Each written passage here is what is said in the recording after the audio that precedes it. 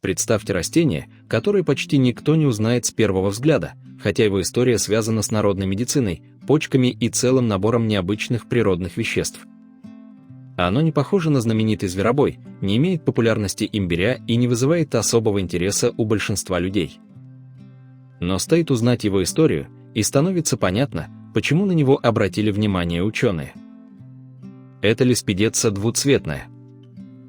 И самое интересное, сегодня это растение можно рассматривать сразу с двух сторон, как часть старых народных традиций и как объект современной науки.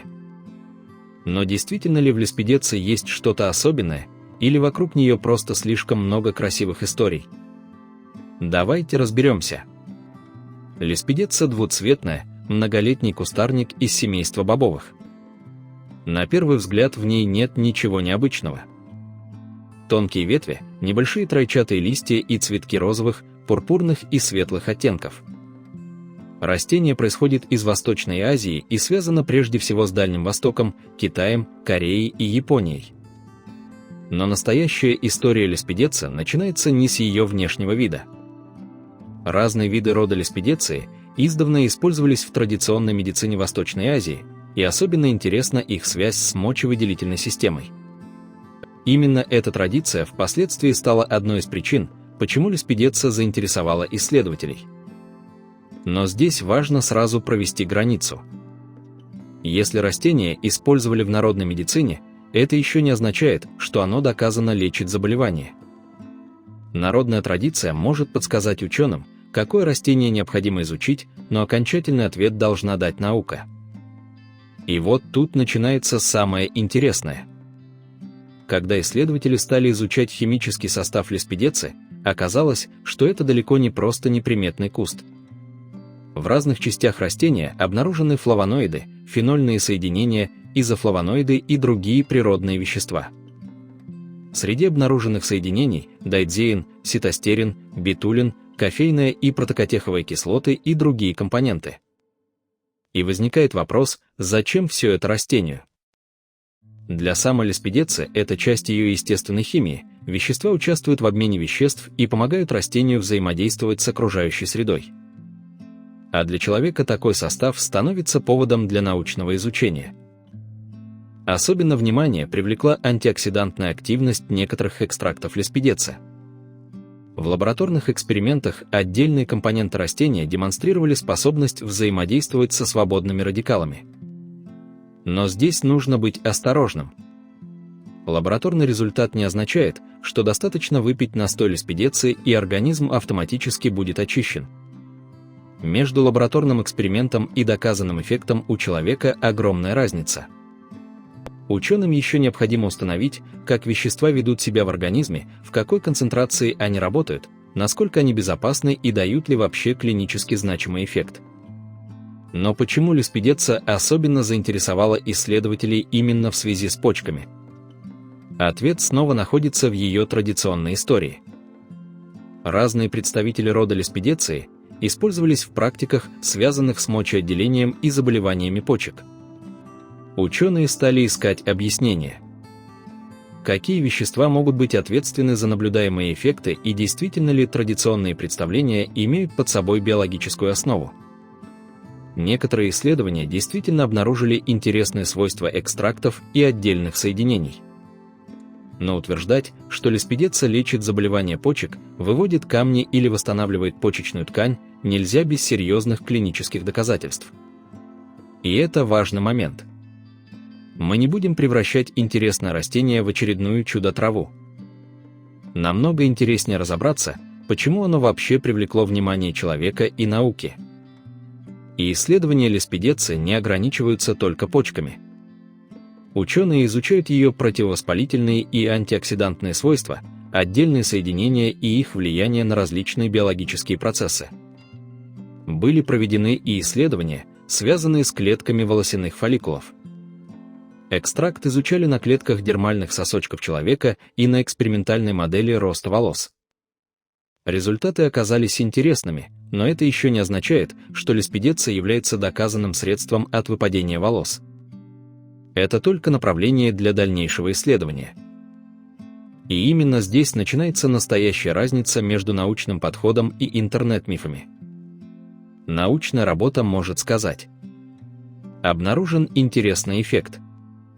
Интернет часто превращает это в «растение лечит». Между этими двумя фразами огромная дистанция. Есть еще одна важная особенность леспидеца. Леспидиза – это не название одного растения, а целого рода. Поэтому нельзя взять исследование и автоматически перенести его результаты на любой другой вид леспидеца. Разные виды могут отличаться химическим составом, концентрацией веществ и традиционным применением. А теперь интересный факт уже не о свойствах растения, а о его названии.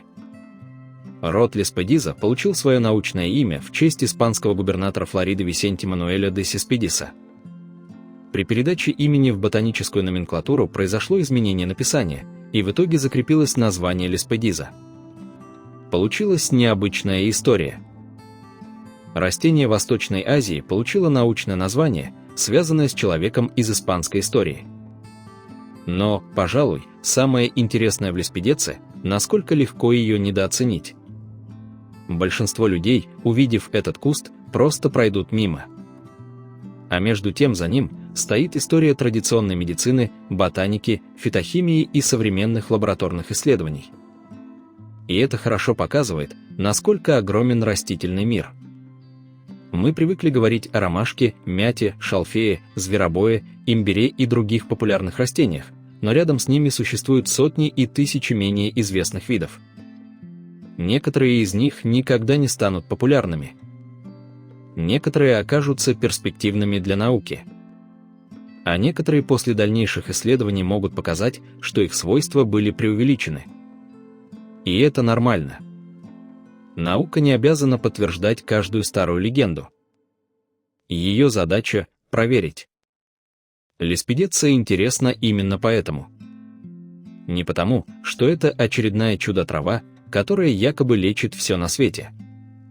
А потому, что это растение показывает, как старые знания иногда становятся отправной точкой для современной науки. Люди обращали внимание на растения задолго до появления современных лабораторий.